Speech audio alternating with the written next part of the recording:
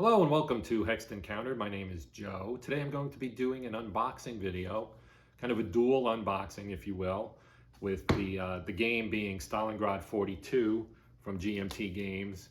And I'm also going to, along with that, here it is, here's Stalingrad 42 from GMT Games, designed by Mark Simonitch. But I'm also going to be doing the brand new, just released expansion for the game, which is Little Saturn and Winter Storm, also designed by Mark Simonitch along with Fred Thomas. So we're going to look at both the game itself, which came out in 2019, and the expansion, which was just released here in 2022. So that's coming up right now.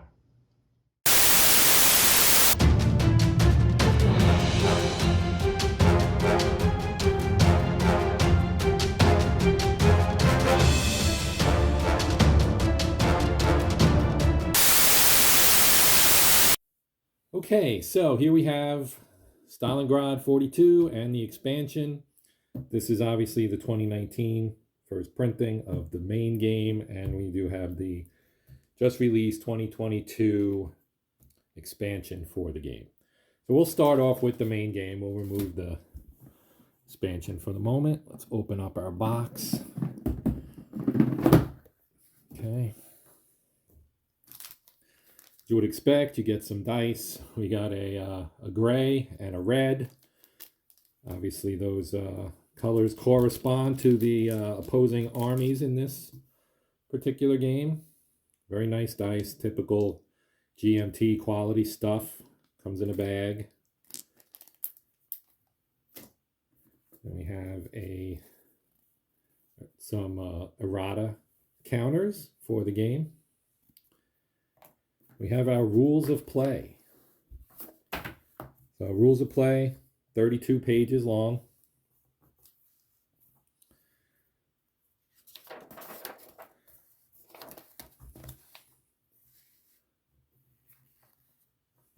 All right, just lining this up here. All right, so we have our introduction, contents, descriptions of the game pieces, your colors for the units, images of what the counters are, so you understand what all the markings are. We got NATO symbology for your infantry type units. We have silhouettes for your armor type units. We also have some leader units with little photos on them. If you're not familiar with the Mark Simonitch 4X or 40X, however you want to say it, series of games, there are more than a handful of these now in production, and there's a new one, North Africa 41, I believe, that is coming out sometime soon. But we have Stalingrad 42, Ukraine 43, Normandy 44, Holland 44, Salerno 43. I think that's all of them. Hopefully I didn't forget one, but there are, as I said, several of these. This game, this series of games is famous for the ZOC Bond or ZOC Bond system, which allows you to kind of spread your units out a little bit and use the zone of control to prevent, having to have like a continuous line of hex units in hexes. You can spread them out a little bit because you get a zone of control. Each unit obviously exerts some zone of control, and that's covered in here. Right here you have zones of control, and over here you have the explanation of what the bonds are. Any combat unit in good order can form a zone of control bond, or a ZOC bond, if you would prefer to say it that way. Combat modifiers, shifts for tanks, artillery shifts, air support, mountain and alpine and city terrain. Combat results, determined defense, disruption, retreats, advance after combat, breakthroughs, supply, railheads and railroad repair. So obviously, resource points. This is a very thorough and it's just a very thorough approach to this campaign. Obviously, Stalingrad was one of the most important, if not the most important, battle in the certainly on the Eastern Front in World War II, if not the entirety of the war in Europe, only because this was kind of the high tide mark for the Germans, and once they lost there, they were pretty much, aside from occasional periods, they were pretty much on the defensive for the rest of the war, especially in the East. So we have replacements, reinforcements, etc. Weather. So even accounts for weather. You got some Rasputitsa here as well as winter and so on. So if we come back here to the actually, if we come here to the playbook, we have the playbook here with the campaign game example of play. You have several scenarios as well. You have the case blue scenario. You also have the Operation Uranus scenario, and I'm sure all the 7th grade boys and those with the humor of a 7th grade boy are laughing right now at the word Uranus, but that is what it was called, Operation Uranus, as well as the campaign game, of course. And then when we add the new addition to the series, you obviously get another part of the battle. So this covers basically summer and fall, essentially between the fall Blau and the Operation Uranus scenarios, or Case Blue. Fall Blau is obviously the German for Case Blue. The game actually comes with a counter tray, so you get your own counter tray with it to hold all your counters. This box here is thicker than some of the 40X series games. I have Holland 44. The box is smaller. This is maybe like a 2-inch box, and the Holland 44, I think, is maybe an 1.5 inch box. Then we have our player aids. So you have obviously one for each player. CRT table, pretty standard look here to it. You got your odds ratio at the top, columns, die roll results, and then attacker losses, exchanges, defensive losses, and so on and so forth. Pretty straightforward. List of the modifiers for combat, your disengagement table, rally table, advance, isolation, attrition, determined defense, etc. Explanations of what all these mean. On the other side, you have your terrain effect chart with, and this is always nice to have, the actual look of what the terrain actually looks like on the map. Sometimes it's on the map and you just have a description. This time we actually have the picture of the terrain on the chart itself. Makes it a little bit easier to kind of know what you're looking at. In general, it's fairly easy to tell in most cases, but it's always nice to have something to refer to. So we have 2 of those.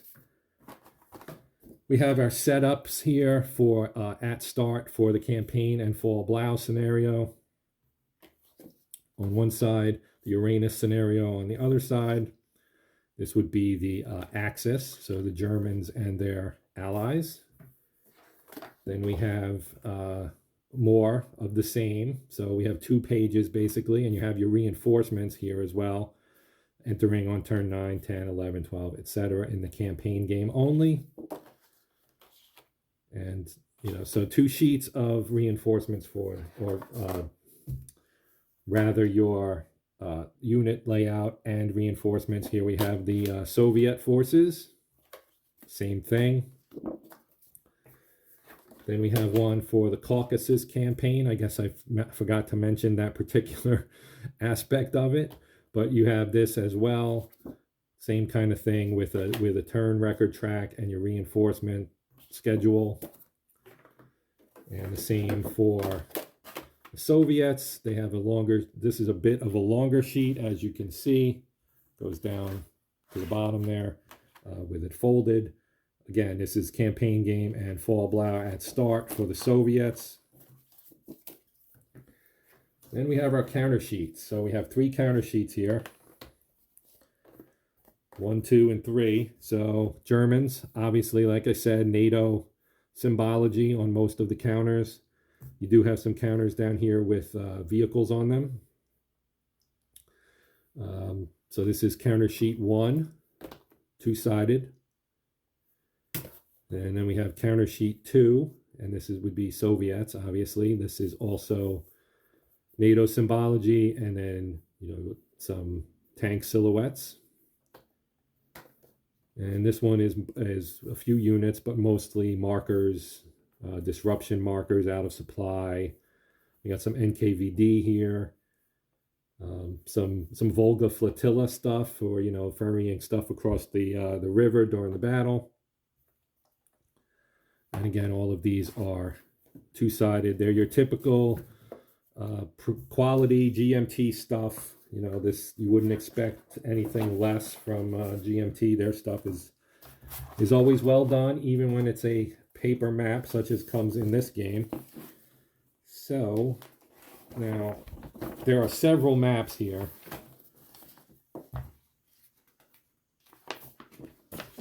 And I have fairly limited space right now, so I won't be able to show everything. If we start here at the top, so this is map A. We have map A up here in the corner, right? So we've got Voronezh in the north, down to Stalino, Rostov-on-Don at the southern end. So that's map A. Obviously, you throw some plexi over this, or, you know, just some kind of clear plastic sheet to hold everything down. You can play on it. It's quite nice. Very functional map. A lot of clear terrain for the for South Russia here. And we also have, this would be map. This is map. Which map is this one? This is B. You can see at the top here we have Soviet reinforcement entry areas A, B, C, and D. So this is the second map. This would be map B, which I actually don't see it marked on here. Oh, here it is, right here. Okay, it is on here towards the bottom. So again, at the top we have Saratov. Here's the Volga, Stalingrad. We have Stalingrad here, and it goes down to the south. And then there's actually a third map in the base game. Actually, there's two more maps. There are two more maps here. This is part of your Caucasus.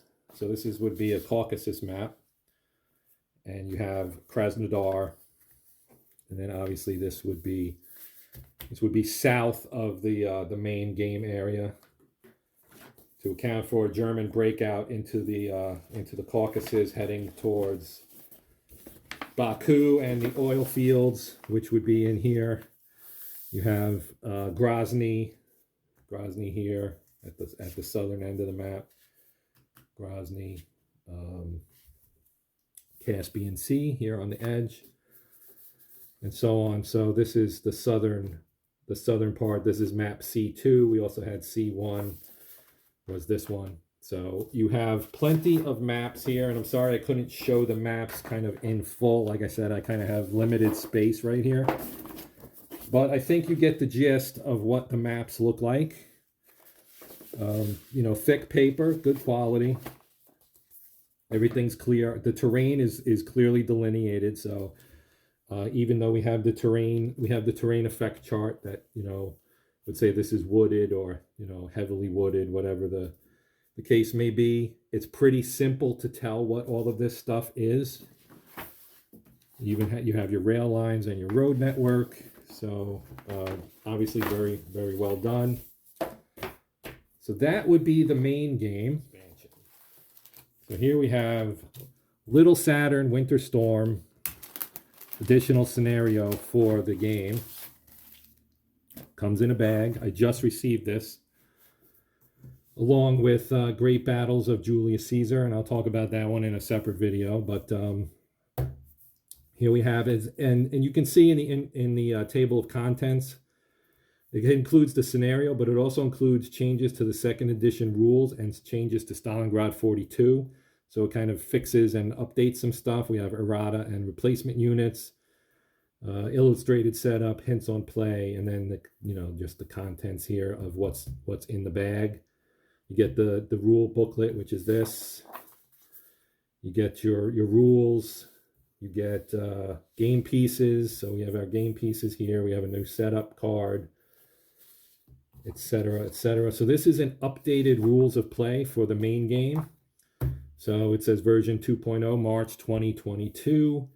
So this would look pretty similar to what we have over there. This is just your main game booklet updated. And then here we would have updated, or rules rather, for this specific scenario. Just the note here, this is not a complete game. Ownership of Stalingrad 42 is necessary to play. Then you have your little Saturn winter storm information, setup and scenario data, things about Tiger tanks, other new units, German storm battalions, ski brigades for the Soviets, little Saturn Soviet units, etc., airfield, air units, and so on. So this is all things that are specific to this new scenario. We have an illustrated setup. And so this scenario takes place after the stuff that's in the first part. The main game is June to December of 1942. This one is the winter of 42 into 43, when the Soviets attacked. This covers December 42 to February 43. And the Soviet player's goal is to eliminate the Axis forces and capture objective hexes west of his starting line. So this is kind of the breakout, the counterattack during the winter of 42, 43. So here's some counters. You get some additional counters, not a ton. Most of what you need is in the main game, obviously. These are just your additional things that were added. Ice Road on the Sea of Azov, that's interesting. Then you have your setup cards. So we have our Axis at start. Again, it's a little bit longer than your normal 8.5-inch sheet, so it folds out. Single-sided, so everything's on the front there.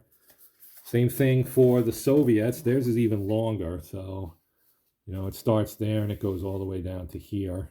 So they have a lot of units, obviously, and including southern maps and so on. We have an updated combat results table, player aid card, or maybe, well, it may be updated. I would have to compare them side by side, which I had not done. But you get 2 new player aid cards, similar to what's in the main game, with your CRT and your TEC on the other side. And then we also have our turn record track and replacements or reinforcements for the Soviets and the Germans here, and what areas they arrive in. So the Soviets would arrive in A, B, or C, unless marked with an E for E or a C for entry areas G to L. The Germans come in W, X, Y, or Z. And then you have just your turn track that shows we start on December 14th and go through February 5th. So this basically extends the campaign. You can obviously play it separate, but it also extends the campaign through February, the beginning of February, to give you a more complete look at the Stalingrad campaign. So that is what we have here. I will get this game on the table at some point. I do have a backlog I'm still trying to work through. The game I'm currently playing, actually right now, is The Long Road. And I'm going to do a video or a series of videos on that game right now in the near future. And then perhaps after that, I have a few other things I'd like to do. But this game will definitely get to the table, as will Holland 44, which I also have and I have not played yet. And I'm really looking forward to that game as well. As always, thank you for watching. I appreciate it. And if you would, please consider liking, sharing, and or subscribing to my channel. And if not, just thank you again for watching. And until next time, my name is Joe. This has been Hexed Encountered. And as always, happy gaming.